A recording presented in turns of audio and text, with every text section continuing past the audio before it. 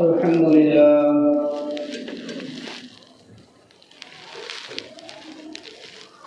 لله وكفى وسلام على عباده الذين اصطفى أما بعد فأعوذ بالله من الشيطان الرجيم بسم الله الرحمن الرحيم واذكر في الكتاب مريم صدق الله مولانا العظيم وصدق رسوله النبي الأمين الكريم ونحن على ذلك لمن الشاهدين والشاكرين والحمد لله رب العالمين.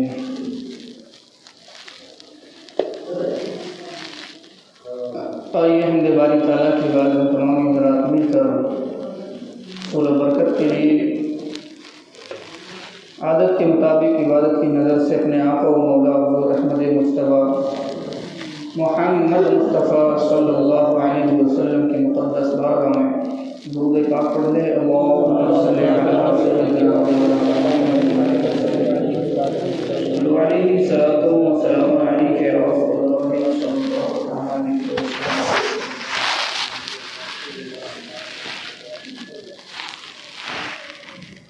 ماہ ربیع الاول چل رہا ہے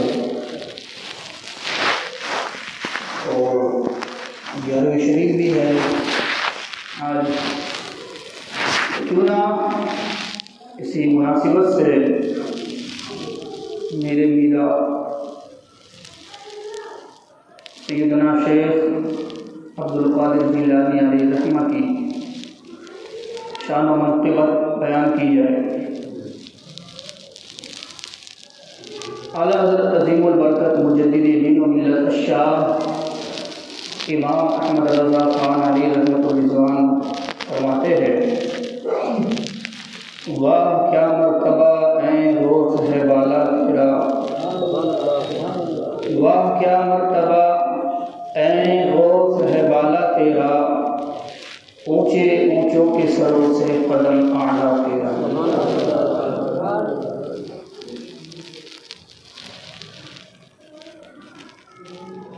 سر بھلا کیا کوئی جانے کے ہے کیسا تیرا، سر بھلا کیا کوئی جانے کے ہے کیسا تیرا، اولیاء ملتے ہیں آنکھیں وہ ہے تلوا تیرا.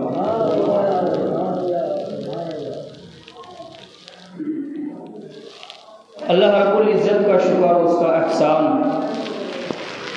کہ اس پروردگارہ نے گنہگاروں کو اتنی عظیم دولت سے نوازا، اتنا کرم فرمایا کہ اس مالک نے اگر نبی بھی دیا تو نبیوں میں اعلیٰ عطا فرمایا، امام دیا تو امام اعظم عطا فرمایا، امت دی تو امت عظمیٰ میں پیدا فرمایا، غوث دیا تو غوث اعظم عطا فرمایا.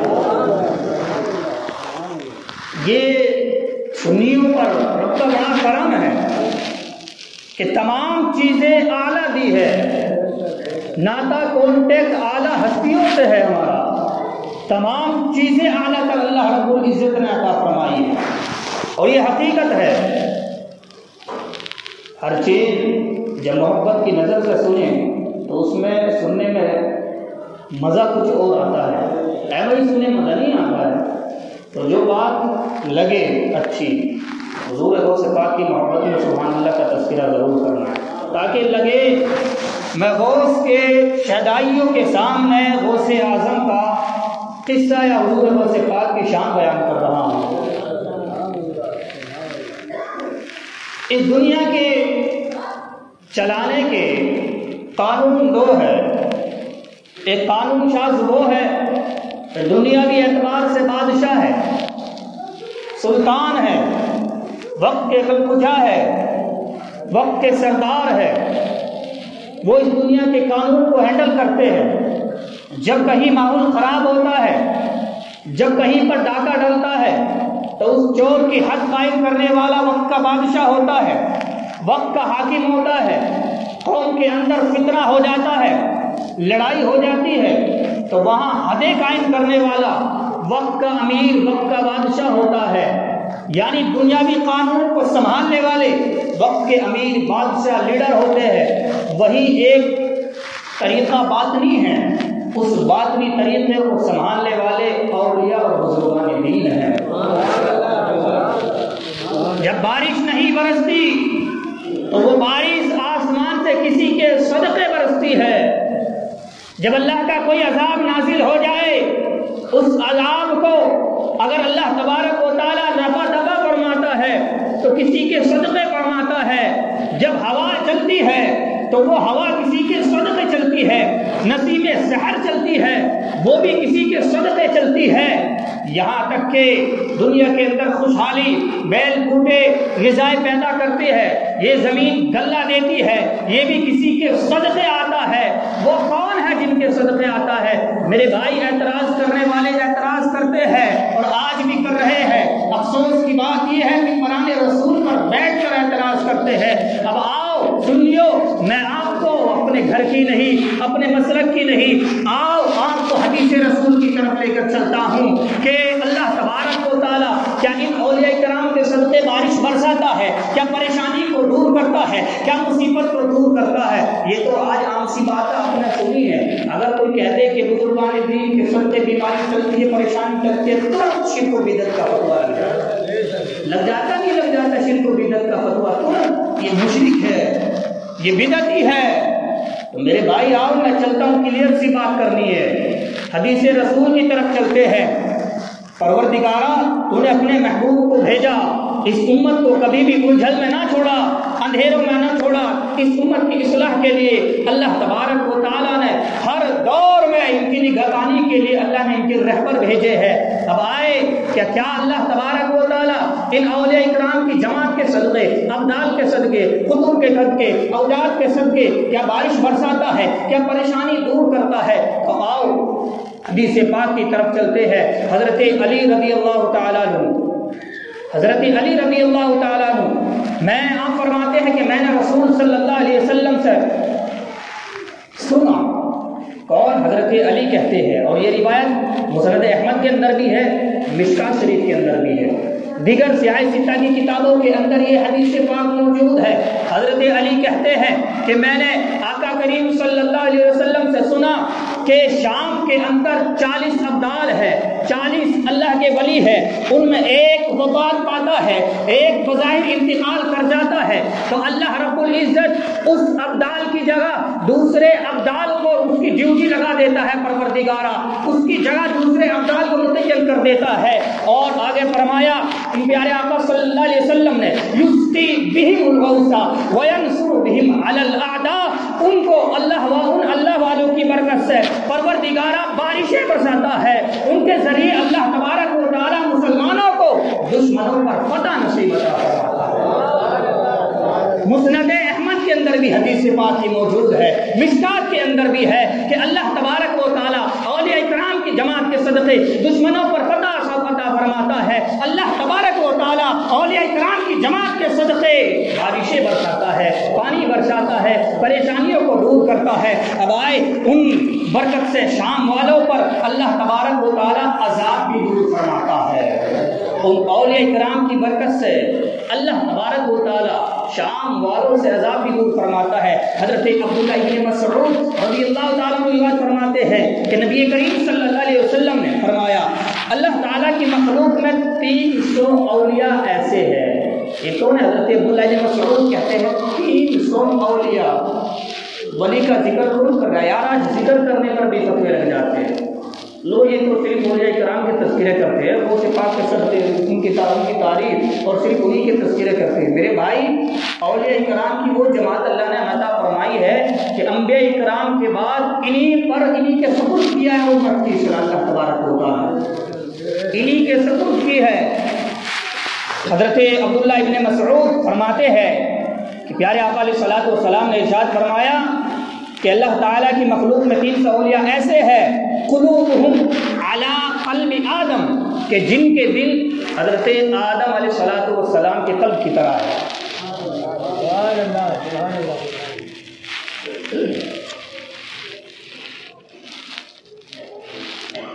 اور 40 کے دل حضرت موسیٰ علیہ السلام کی طرح ہے۔ پیچھے والے بڑی خاموشی سے سن رہے بھائی۔ اور 7 کے دل قلب ابراہیم کی طرح ہے، حضرت ابراہیم کی قلب کی طرح ہے۔ 5 کے دل قلب جبرائیل علیہ السلام کی طرح ہے، سبحان اللہ۔ اور 3 کے دل میکائیل علیہ السلام کی طرح ہے، اور 1 کا دل قلب اسرافیل کی طرح ہے، سبحان اللہ۔ تو وہ تاریخ بیان فرما رہے ہیں، تاریخ بھی کیسی ہے کہ جن کے دل حضرت موسیٰ کی طرح ہے، کسی کا دل ابراہیم خلیل اللہ کی طرح ہے، کسی کا دل قلب جبرائیل کی طرح ہے، کسی کا دل قلب میکائیل کی طرح ہے، کسی کا دل قلب اسرافیل کی طرح ہے۔ یہ تعریف پیارے پیارے آقا علیہ السلام ارشاد فرما رہے ہیں۔ تو پتہ کیا چلا کہ اولیاء کرام سے محبت کرنا۔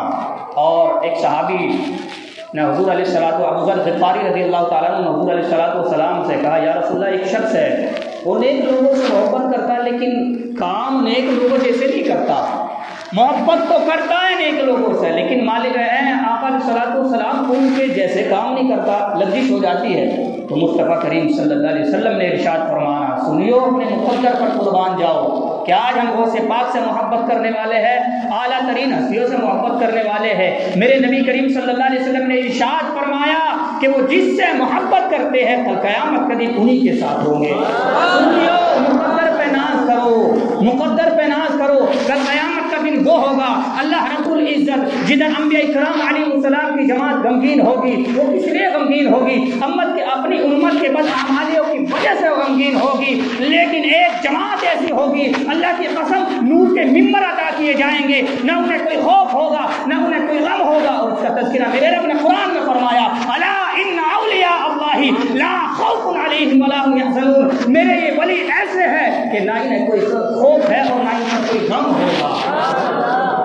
میرے ولی ایسے ہیں ان پر نہ کوئی خوف ہے نہ کوئی غم کی، ان پر کوئی غم بھی نہیں ہوگا۔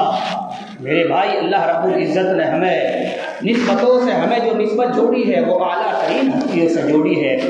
اور زبدۃ الاثار کے اندر شیخ عبدالحق محدث دہلوی علیہ رحمہ، کون؟ شیخ عبدالحق محدث دہلوی علیہ رحمہ، آپ فرماتے ہیں کہ اللہ تبارک و تعالیٰ نے، اللہ رب العزت نے حضور غوث پاک کو وہ مقام اعلیٰ عطا فرمایا، وہ عظمت عطا فرمائی کہ جو کسی ولی کو عطا نہ فرمائی۔ کیوں؟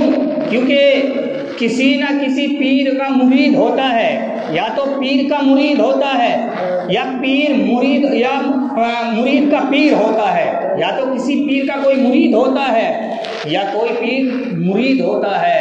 آپ فرماتے ہیں زبدۃ الاثار کے اندر شیخ عبدالحق محدث دہلوی کہ اللہ تبارک و تعالیٰ نے میرے غوث کو وہ مقام عظمی عطا فرمایا ہے کہ آپ پیران پیر ہے، یعنی انسانوں کے پیر ہے، ان پیر کے پیر شیخ عبد القادر جیلانی ہے۔ جناتوں کے پیر ہے، ان پیروں کے یعنی جناتوں کے پیر شیخ عبدالحق محدث دہلوی فرماتے ہیں کہ حضور غوث پاک علیہ رحمہ ہے۔ آپ فرماتے ہیں کہ فرشتوں کے پیر ہے، ان پیروں کے پیر شیخ عبدالحق محدث دہلوی فرماتے ہیں کہ ان پیروں کے پیر یعنی فرشتوں کے غوث اعظم علیہ رحمہ ہے، شیخ عبد القادر جیلانی علیہ رحمہ ہے۔ تو آپ پیروں کے پیر ہے، اللہ نے وہ مقام عطا فرمایا ہے، زہد و تقوی میں نرالے ہے، کرامت میں نرالے ہے۔ اللہ تبارک و تعالیٰ نے کیسا مقام عظمی عطا فرمایا ہے کہ دیگر اولیاء کرام جب تک ولایت کا پنجہ نہیں لگ جاتا، حضور غوث پاک کے قدم کا ولایت مکمل نہیں ہوتی، ان کی ولایت مکمل نہیں ہوتی۔ اور اللہ تبارک و تعالیٰ نے کیسا مقام عطا فرمایا ہے کہ میرے غوث نے، آج میں یہ صرف تاریخی تو میں اس لیے تاکہ پتہ لگے غوث اعظم کا مقام کیا ہے، ان کے تذکرے کرنے والوں کو اللہ تبارک و تعالیٰ کس نعمت عظمیٰ سے نوازتا ہے۔ میرے غوث کی جوانی کا عالم ہے، شیخ عبد القادر جیلانی علیہ رحمہ کی جوانی کا عالم ہے۔ آپ نے بغداد کے اندر اعلان فرمایا، غور سے سننا ہے، غوث پاک نے اعلان فرمایا کہ میرے ساتھ کون حج کرنے کے لیے جا رہا ہے؟ تو تقریباً ایک روایت کے اندر 1600 سے 1700 لوگ آپ کے ساتھ قافلے میں شریک ہو گئے حج کرنے کے لیے۔ حضور غوث پاک علیہ رحمہ چلے جب مکہ المکرمہ پہنچے تو آپ کی ملاقات مکہ کے بڑے عالم شیخ الحدیث سے ہوئی، جو اس ٹائم مکہ کے اندر مسند افتاء پر فائز تھے، یعنی جس کی مہر افتاء کے فتوے پر لگتی تھی، جو فتویٰ دیتے تھے، جس کو ضرورت ہوتی فتوے کی، وہ فتوائے مکیہ کے پاس جاتے اور ان سے فتویٰ حاصل کرتے۔ تو آپ حضور غوث پاک علیہ رحمہ کی ملاقات مکہ کے شیخ الحدیث سے ہوئی۔ جب ملاقات ہوئی تو مکہ کے شیخ الحدیث نے کہا کہ بیٹا ایسے لگتے ہو کہ آپ اجمی ہو، یعنی آپ اجمی ہو۔ کہا ہاں میں اجمی ہوں۔ کہا کہ میں آپ سے ایک سوال کروں۔ اس مکہ کے عالم نے کہا کہ آپ مجھے عالم معلوم ہوتے۔ حضور غوث پاک نے کہا الحمدللہ میں عالم ہوں۔ کہا میں آپ سے ایک مسئلہ پوچھنا چاہتا ہوں۔ اب جب دو عالم آپس میں بیٹھتے تو یہ ہوتا ہے کہ ایک دوسرے عالم سے مسائل کے طور پر ڈسکس کرتے ہیں۔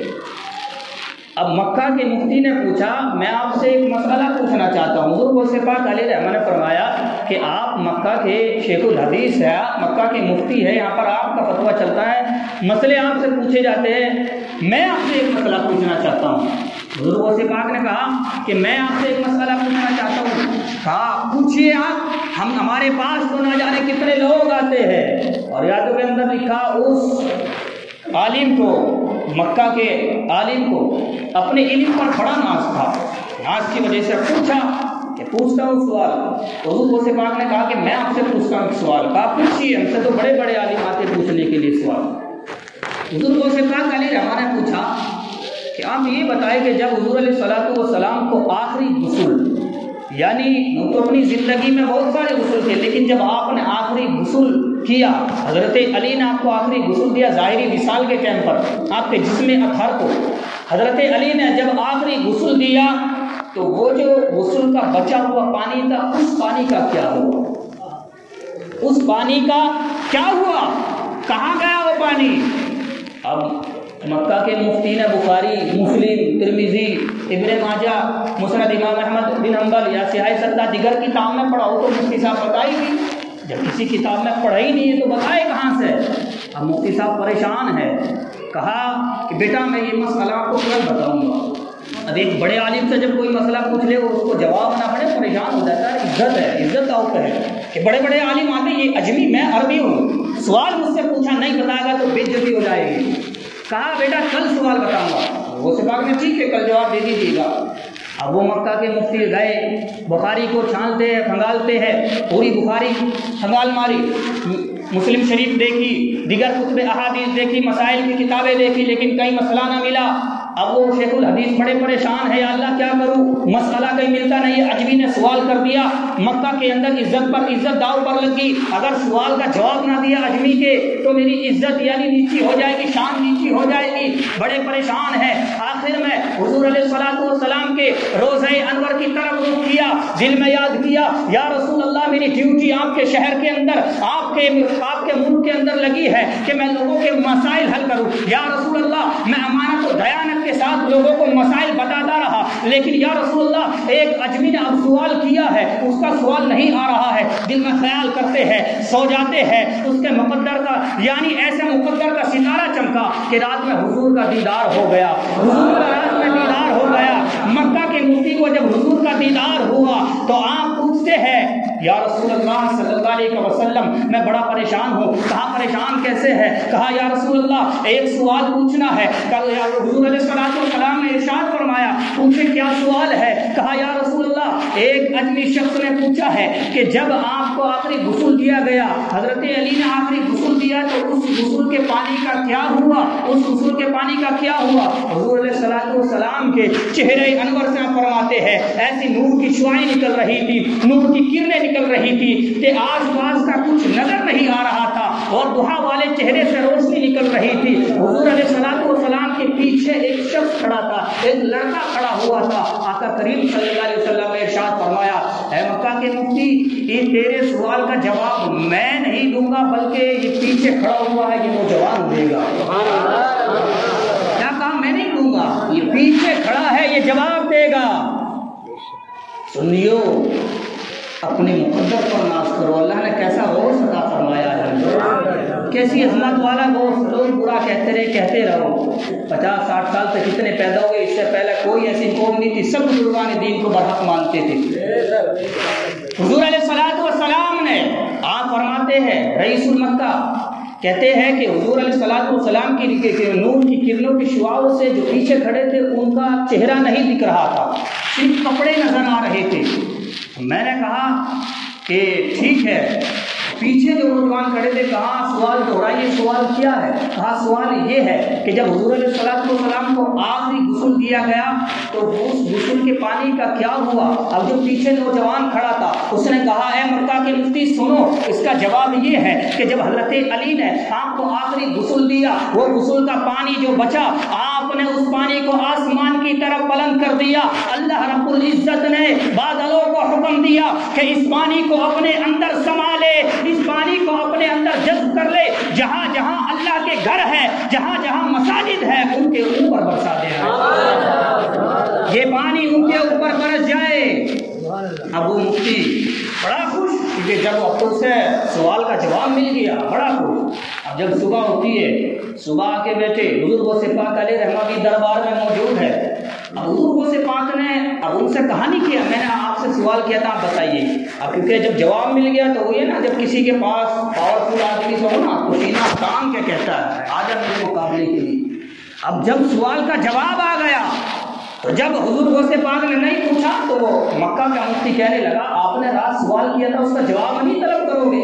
کہا بتائیے کیا جواب ہے؟ کہا سنو, اس کا جواب یہ ہے کہ جب آپ کو آخری غسل دیا گیا تو اس پانی کو بادلوں نے اپنے اندر سما لیا. اللہ نے حکم دے دیا جہاں جہاں اللہ کی مساجد, اللہ کے گھر ہے, ان کے اوپر برسنا ہے.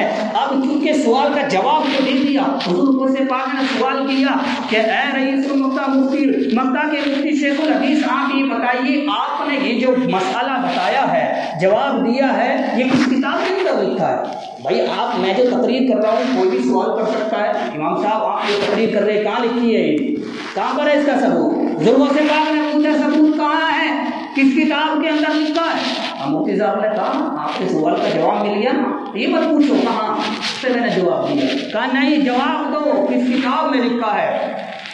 جب حضور غوث پاک نے مجبور کیا, کہا ہاں میں حضور کی زیارت ہوئی تھی, حضور علیہ الصلوۃ والسلام نے بتایا ہے. اب حضور غوث پاک نے کہا کہ سچ بولو مفتی صاحب, کس نے بتایا ہے؟ کہا کہ نہیں حضور نے بتایا ہے. میرے غوث نے کہا اے مفتی صاحب آپ بتاتے ہو یا سارا ماجرا غوث بتاتا ہے, یہ عالم اجمی بتاتا ہے؟ کہا کیسی بات کر رہے ہو؟ کہا یا تو آپ بتاؤ ورنہ میں بتانے کے لیے تیار ہوں. پھر سنو, حضور غوث پاک نے کہا کہ جب آپ میرے پاس سے گئے تھے تو رات میں جانے کے بعد میں آپ نے کتب احادیث کھنگالی, مسائل کی کتاب کو دیکھا, لیکن کہیں اس کا جواب نہ ملا. حضور کی بارگاہ میں استغاثہ مان کے عرض کی یا رسول اللہ جواب مرحمت فرمائیے. جب حضور کا دیدار ہوا تو حضور علیہ الصلوۃ والسلام سے آپ نے سوال کیا, میرے پیغمبر نے تو غالب زلفوں والے پیغمبر نے والضحیٰ والے چہرے نے ارشاد فرمایا کہ اس کا جواب میں نہیں دوں گا, اس کا جواب میرے پیچھے جو نوجوان کھڑا ہے اس کا جواب یہ دے گا. ہے مکہ کے مفتی, بتائے کیا اس نوجوان کو پہچانتے ہو؟ کہا نہیں, میں نے اس کا چہرہ نہیں دیکھا ہے, میں اس کو نہیں پہچانتا ہوں. کہا پھر کیا جانتے ہو؟ کہا لباس ضرور جانتا ہوں. میرے غوث نے لباس کو نکالا, کیا یہ لباس وہی ہے؟ رئیس المکہ, مکہ کا مفتی کہتا ہے واللہ میں یہی لباس میں نے اس نوجوان کے بدن پر دیکھا تھا, یہی لباس دیکھا تھا. میرے غوث نے کہا وہ کوئی اور نہیں تھا بلکہ وہ آمنہ کے لال کا غلام غوث اعظم ہی تھا, کوئی اور نہیں تھا, وہ میں ہی تھا. اور جب اس نے سنا قدم میں گر گیا, قدموں کو چومنے لگا. غوث پاک معاف فرمائیے, اللہ اکبر, یہ شان اللہ تبارک و تعالیٰ نے میرے غوث کو عطا فرمائی ہے.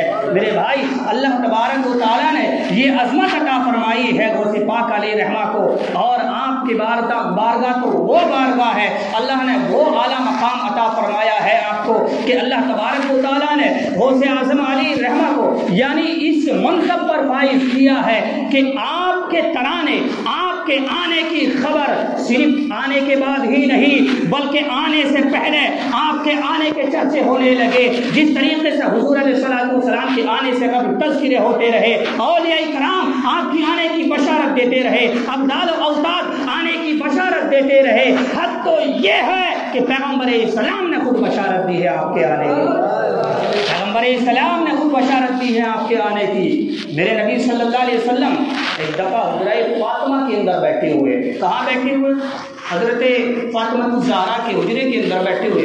حضرت امام حسن بھی ایک طرف موجود ہے, حضرت امام حسین بھی ہے. حضور کا یہ معمول تھا کہ زیادہ پیار و محبت آپ حضرت امام حسین سے کیا کرتے تھے. لیکن ایک دفعہ جب حضرت فاطمہ الزہرا حضرت امام حسین سے پیار فرما رہی تھی, بیٹھی ہوئی تھی, حضور علیہ السلام نے حضرت امام حسن کو یعنی بڑے بیٹے کو اپنے قریب کیا, پیشانی چومنے لگے, پیار کرنے لگے. حضرت فاطمہ الزہرا نے دیکھا کہ یا رسول اللہ صلی اللہ علیہ وسلم آج روزانے کے معمول سے برخلاف ہمیشہ حسین کو چومتے تھے, حسین سے محبت کرتے تھے, لیکن آج آپ حسن سے محبت کیوں کر رہے ہیں؟ تو پیغمبر اسلام نے ارشاد فرمایا, اے فاطمہ الزہرا میری بیٹی, یہ ٹھیک ہے حسین کا مقام بڑا عرفہ و اعلیٰ ہے, لیکن آج حسن کو چومنے کی وجہ یہ ہے کہ اللہ رب العزت میرے حسن کی نسل سے ایک ایسا بیٹا عطا فرمائے گا جیسی میری شان, اب جیسی میری شان انبیاء کرام کے درمیان ہے ایسی میرے اس بیٹے کی شان اولیاء کرام کے درمیان ہوگا. حضور علیہ السلام نے فرمایا کہ اس کا نام عبد القادر ہوگا, اس کا نام عبد القادر ہوگا.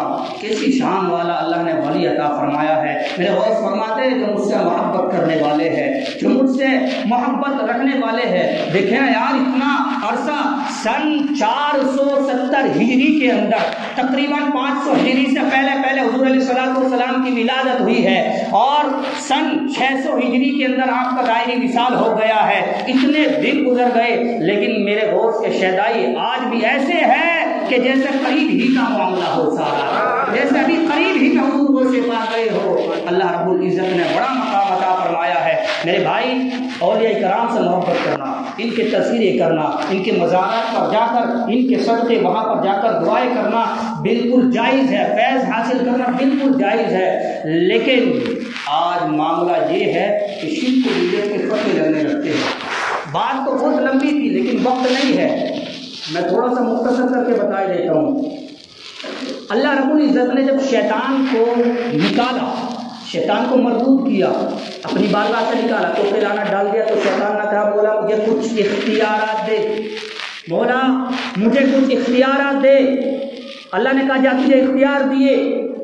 کیسے اختیارات دے دیے؟ الہ یوم القیامہ, قیامت تک کے تجھے اختیارات دے دیے, قیامت تک تو زندہ رہے گا. کہا کچھ اختیار بھی دے دے, کہا اختیار بھی دے دیے. اب سنیں, جب ہم اولیاء کرام کا تذکرہ کرتے یا اپنے نبی کی شان میں کہتے میرے نبی کو علم غیب ہے, میرے نبی دنیا کو ایسے دیکھتے جیسے ہاتھ کی ہتھیلی پر رائی کا دانہ, جب ہم شان بیان کرتے تو شرک کی بیجوں سے پکڑے لگنے لگتے ہیں. لیکن اب آئے حضور علیہ السلام, میرے پیغمبر اسلام صلی اللہ علیہ وسلم, یعنی آپ نے وہ شان اللہ نے عطا فرمائی ہے کہ کسی کو ایسی شان نہیں ملی. جب شیطان کو نکالا, شیطان نے کہا کچھ اختیارات دو, تو یہ ہر کوئی مانتا ہے. کیا شیطان, حضور کی حدیث ہے, کیونکہ شیطان انسان کی رگوں میں جیسے خون دوڑتا ہے, حضور نے فرمایا شیطان کے وسوسے انسان کی رگوں میں دوڑتے ہیں, اور شیطان دل کے قریب چمٹا رہتا ہے. یہ سب مانتے ہیں, نہیں مانتے ہیں, اور یہ بھی مانتے ہیں سب کہ شیطان جہاں چاہے ایک وقت میں جا سکتا ہے. یہ بھی مانتے ہیں, اور یہ بھی مانتے ہیں کہ شیطان مومن کا ایمان بھی چھین لیا کرتا ہے, یہ بھی اختیار ہے. یہ بھی مانتے ہیں کہ ایک وقت میں اتنے سارے لوگوں کے پاس شیطان جا سکتا ہے, گمراہ بھی کر سکتا ہے. مولا شیطان کو اتنے اختیارات دے دیے کہ وہ جس کا چاہے یعنی ایمان برباد کر دے, اسے اختیارات اتنے دے دیے کہ وہ دل کے قریب بھی رہتا ہے, اسے اختیارات اتنے دے دیے کہ اگر کوئی بندہ نیکی کا ارادہ کرتا ہے تو شیطان کو پتہ لگ جاتا ہے پورا بندہ نیکی کرنے والا ہے, نیک کام کرنے والا ہے. شیطان اس کے آڑے آ جاتا ہے اور ادھنگ یعنی آخر تک یہی کوشش کرتا ہے کہ یہ نیک بندہ اپنی نیکی نہ کر پائے، یعنی نیکی میں کامیاب نہ ہو پائے۔ میرے بھائی سب اختیارات مانتے ہیں، پروردگارہ تو نے شیطان کو اتنے اختیار دیے۔ میرا رب فرماتا ہے کہ جہاں میں نے شیطان کو اختیارات دیے ہیں تو اپنے محبوبوں کو بھی یہ اختیار دیے ہیں کہ اگر میرا محبوب ہندوستان کا رخ کرے گا، اجمیر میں آئے گا تو ایک دم 90 لاکھ کو کلمہ پڑھا کر مسلمان بھی بنا سکتا ہے۔ اتنے اختیارات شیطان کو جہاں دیے ہیں تو اللہ فرماتا ہے اپنے محبوبوں کو میں نے اس سے زیادہ اختیار دیے ہیں، اگر وہ گمراہ کرے گا تو میں نے یہ طاقت عطا فرمائی ہے اپنے محبوبوں کو کہ وہ 90 لاکھ کو کلمہ پڑھا کر اسلام میں داخل کر سکتے ہیں۔ وہ اپنے محبوبوں کی مدد کرنے کے لیے یعنی ان کی مدد بھی کر سکتے ہیں۔ تو میرے بھائی ہم بھی تو یہ مانتے ہیں کہ اللہ والے مدد کرتے ہیں، ہم جہاں شیطان کی مانتے ہیں لیکن ایک وہ شیطان کی تو مانیں گے لیکن اللہ کے محبوبوں کے اختیار نہیں مانیں گے کہ اللہ کے محبوب کے اللہ نے یہ اختیار میرے بھائی اللہ نے دیا ہے۔ اور آؤ میں حوالہ دے دوں، یہ میری بات نہیں ہے، میں بارہا کہتا ہوں یہ کتنے قوم کے اندر 50 سے 60 سال کے درمیان ہے، اس سے پہلے کسی کا عقیدہ اٹھا کے دیکھ لو ایسے نہیں، تو صرف ایک روایت حضرت امام شافعی، 4 اماموں سے ایک ہے نا، سب مانتے ہیں 4 امام میں سے امام شافعی کون ہے؟ امام اعظم کے شاگرد ہے، سن 165 ہجری کی بات کر، حضور کے دور کے 300 سال کی صورت بعد امام شافعی حضرت علامہ ابن عابدین شامی رحمۃ اللہ علیہ لکھتے ہیں، تحریر فرماتے ہیں کہ حضرت امام شافعی رضی اللہ تعالیٰ عنہ نے فرمایا ہم جاتے ہیں وہ کرام کے مزار پر برکتیں حاصل کرنے کے لیے جاتے ہیں تو ہم پہ کیا لگتے ہیں؟ خطرے شرک کی لگتے۔ امام شافعی فرماتے ہیں کہ انی لا تبرکو بأبی حنیفہ، کہ میں امام اعظم ابو حنیفہ سے برکت حاصل کرتا ہوں۔ امام شافعی فرما رہے ہیں اور ان کی قبر کے پاس آتا ہوں تو جب مجھے کوئی حاجت درپیش ہوتی ہے۔ امام شافعی کیا کہہ رہے؟ جب مجھے کوئی پریشانی آتی ہے، کوئی حاجت درپیش ہوتی ہے، کسی مسئلے میں پیچیدگی آ جاتی ہے، میں امام اعظم کے مزار پر آتا ہوں، آنے کے بعد میں کیا کرتا ہوں تو مجھے جب کوئی حاجت درپیش ہوتی ہے تو میں 2 رکعت نماز نفل پڑھتا ہوں اور ان کی قبر سے اللہ تعالیٰ، ان کی قبر کے پاس اللہ تعالیٰ سے دعا کرتا ہوں تو حاجت اللہ تبارک و تعالیٰ جلد پوری فرما دیتا ہے۔ اللہ جلد۔ میرے بھائی میرا عقیدہ نہیں ہے، بریلی کے امام کا عقیدہ امام شافعی کا بھی عقیدہ ہے اور عارف باللہ علامہ صابی کا بھی عقیدہ ہے، سلطان الطارقین علامہ صوفی حمید الدین ناگوری کا بھی عقیدہ ہے، سلطان المشائخ حضرت محبوب اولیاء محمود نظام الدین اولیاء کا بھی یہی عقیدہ ہے۔ علامہ جامی جن کو حضور علیہ الصلوۃ نے صرف اس لیے روکا تھا کہ اگر وہ آ گئے تو مجھے قبر سے ان کے سلام کا جواب دینا پڑے گا۔ میرے بھائی اللہ نے بڑے مقامات عطا فرمائے ہیں بزرگان دین پر۔ آج 11ویں شریف ہے تو جس سے بھی بن سکے غوث اعظم کی نیاز کرائے۔ اللہ کی بارگاہ میں دعا ہے کہ پروردگارہ غوث اعظم سے سچی پکی محبت عطا فرمائے اور کل قیامت کے دن بھی مولا ہمیں ان کے غلاموں میں حصہ نصیب عطا فرمائے، ان کے غلاموں میں شامل نصیب عطا فرمائے۔ استغفر اللہ